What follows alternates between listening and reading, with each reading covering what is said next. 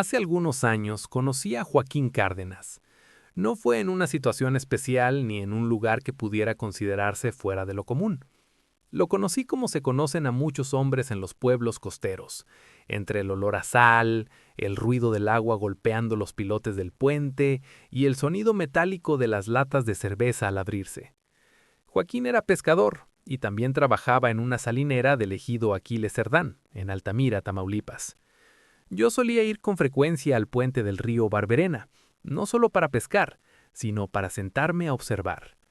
Miraba a los pescadores lanzar sus atarrayas con una precisión casi hipnótica, sacando peces pequeños y camarones que brillaban brevemente bajo el sol antes de caer en los botes.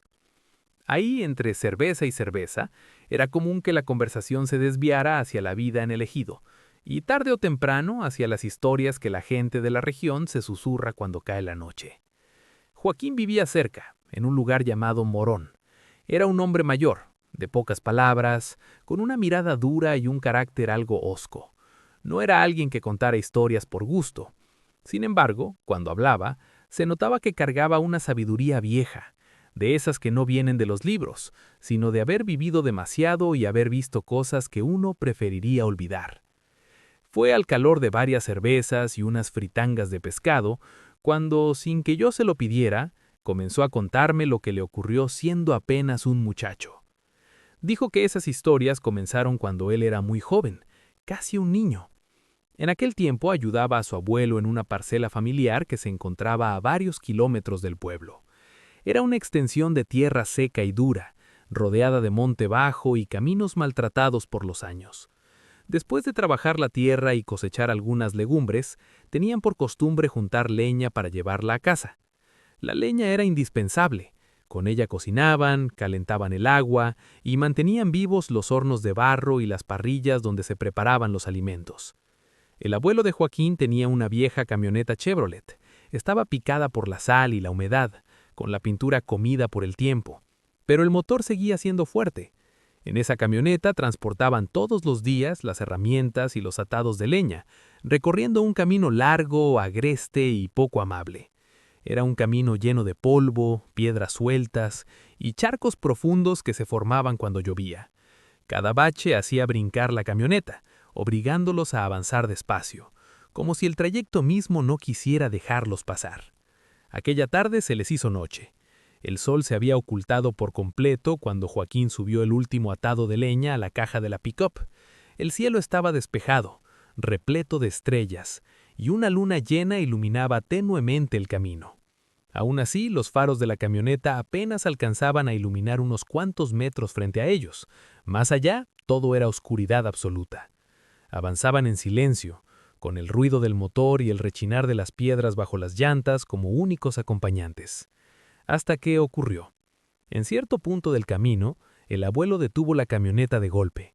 Joaquín, que iba medio adormilado, se incorporó de inmediato. Frente a ellos, el camino estaba bloqueado por una empalizada improvisada. Algún ejidatario la había colocado para cerrar el paso y acercar su parcela. No había forma de seguir por ahí. La única alternativa era rodear por un camino casi abandonado. Un sendero angosto, lleno de maleza, piedras y desniveles tan complicados que incluso los caballos batallaban para cruzarlo. Joaquín recordó que al ver ese camino, su abuelo suspiró hondo. Luego hizo algo que jamás le había visto hacer antes. Se persinó. El gesto fue lento, solemne, cargado de algo que Joaquín no supo identificar en ese momento. Miedo, tal vez, o respeto, o ambas cosas. El abuelo dio reversa y colocó la camioneta justo en la entrada de aquel sendero olvidado. Joaquín lo miró de reojo, extrañado. Nunca lo había visto nervioso, jamás. Trató de no pensar en ello. Se acomodó en el asiento, recargó la cabeza contra el vidrio frío de la ventana y cerró los ojos, intentando adormitar durante el resto del camino. Pero el sueño no llegó. El abuelo conducía con atención extrema, sujetando el volante con firmeza. Avanzaba más rápido de lo normal, como si quisiera salir de ahí cuanto antes. Al pasar cerca de una noria abandonada, la camioneta dio un brinco tan fuerte que Joaquín se incorporó sobresaltado. El motor rugía con fuerza mientras las llantas golpeaban los desniveles del camino. «¿Qué pasa, abuelo?», preguntó Joaquín, con la voz aún cargada de sueño y desconcierto. Nada, mijo, agárrate, respondió el anciano sin apartar la vista del camino. Entonces fue cuando Joaquín lo sintió. Una pesadez repentina, una sensación extraña, como si el aire se hubiera vuelto espeso de pronto. Sintió que algo los observaba. Una corriente eléctrica le recorrió la cabeza y la espalda, y los cabellos de la nuca se le erizaron de inmediato. Volteó a ver a su abuelo. El anciano tenía la mirada fija al frente, los nudillos blancos de tanto apretar el volante. Su cabeza estaba casi pegada a él, como si quisiera esconderse detrás del mismo. Y entonces se escuchó el primer golpe. Un golpe seco contra la caja de la camioneta. El vehículo se tambaleó ligeramente, como si algo pesado hubiera caído sobre la lámina. El corazón de Joaquín comenzó a latir con fuerza. Instintivamente empezó a girar la cabeza para mirar hacia atrás, pero antes de que pudiera hacerlo, su abuelo gritó con una fuerza que nunca antes le había escuchado. «¡No! ¡No voltees!». El grito fue tan violento que Joaquín se quedó inmóvil. Volvió la mirada al frente, con el pecho apretado y la respiración entrecortada. El motor aumentó cuando el abuelo aceleró. Algo estaba mal, muy mal. El miedo comenzó a instalarse en el cuerpo de Joaquín como un animal vivo, arañándole el estómago. Y entonces, desde la parte trasera, comenzaron los golpes. Los golpes no eran regulares. No seguían un ritmo humano ni animal. A veces eran secos, como si algo pesado cayera desde cierta altura. Otras veces eran arrastres, un roce prolongado sobre la lámina que hacía vibrar toda la camioneta. Joaquín sentía cada sonido en el pecho, como si le golpearan directamente el corazón. El abuelo aceleró aún más. El motor rugía al límite de su capacidad, protestando con un sonido áspero, como si estuviera a punto de rendirse. La camioneta brincaba violentamente en cada desnivel del camino y aún así los golpes continuaban. Joaquín tragó saliva. «Abuelo», susurró, «¿qué es eso?». El anciano no respondió de inmediato. Tenía el rostro empapado de sudor, los ojos muy abiertos, inyectados de un terror que Joaquín jamás le había visto. Su mandíbula estaba apretada con tanta fuerza que los músculos le temblaban. De pronto, algo golpeó el medallón trasero. No fue un golpe cualquiera. Fue un toquido fuerte, insistente, como si unos nudillos gruesos golpearan el vidrio desde afuera. 3 golpes claros, lentos, deliberados. Toc, toc, toc. Joaquín sintió que el estómago se le hundía. «No hay nadie atrás», murmuró, más para convencerse a sí mismo que para decirlo en voz alta. El abuelo reaccionó con una velocidad inesperada. Sin soltar el volante, estiró su mano callosa y tomó a Joaquín del rostro, apretándole las mejillas con fuerza, obligándolo a mirarlo directamente a los ojos. «Mírame», le gritó, «mírame, cabrón, no te voltees, no dejes de verme a mí». El tono de su voz no admitía discusión. No era una orden común, era una súplica desesperada. Joaquín obedeció. Se quedó mirando fijamente el rostro del anciano, viendo cómo el miedo lo iba desfigurando poco a poco. El abuelo comenzó a murmurar oraciones entre dientes, casi sin voz, como si temiera que algo pudiera escucharlo. «Ayúdanos, Señor. Santo sea tu nombre. No nos abandones, Dios mío». Otro golpe, luego otro, y otro más. Ahora ya no solo eran golpes, era como si algo brincara sobre la caja de la camioneta, desplazándose de un lado a otro con una agilidad imposible. Joaquín sentía cómo la lámina se hundía ligeramente con cada impacto. El instinto de voltear era casi insoportable. Por el rabillo del ojo, sin querer, alcanzó a ver un bulto oscuro en la parte trasera. No tenía una forma definida, se movía de manera antinatural, como si sus extremidades no obedecieran a una lógica clara.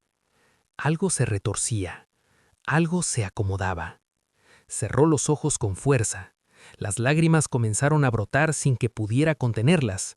Quería gritar, quería que el abuelo se detuviera, quería salir corriendo, internarse en el monte, desaparecer, pero no podía moverse. Los toquidos regresaron, esta vez más fuertes, directamente sobre el vidrio trasero, como si aquello supiera exactamente lo que Joaquín estaba luchando por no hacer. Quería que volteara. El abuelo estaba al borde del colapso. Su respiración era irregular, casi jadeante. Seguía gritando que no volteara, que no rompiera el contacto visual. «Si lo ves», dijo con voz quebrada, «si lo ves, ya no hay vuelta atrás». El rostro del anciano se contrajo. Estaba a punto de llorar. El motor comenzó a perder fuerza. La camioneta redujo la velocidad. El rugido se convirtió en un gemido agónico. Joaquín pensó que ahí terminaría todo, que se quedarían varados en ese camino, en medio de la oscuridad, con aquello todavía encima de ellos. Su corazón latía tan rápido que creyó que se le saldría del pecho. Cerró los ojos aún más fuerte y comenzó a orar.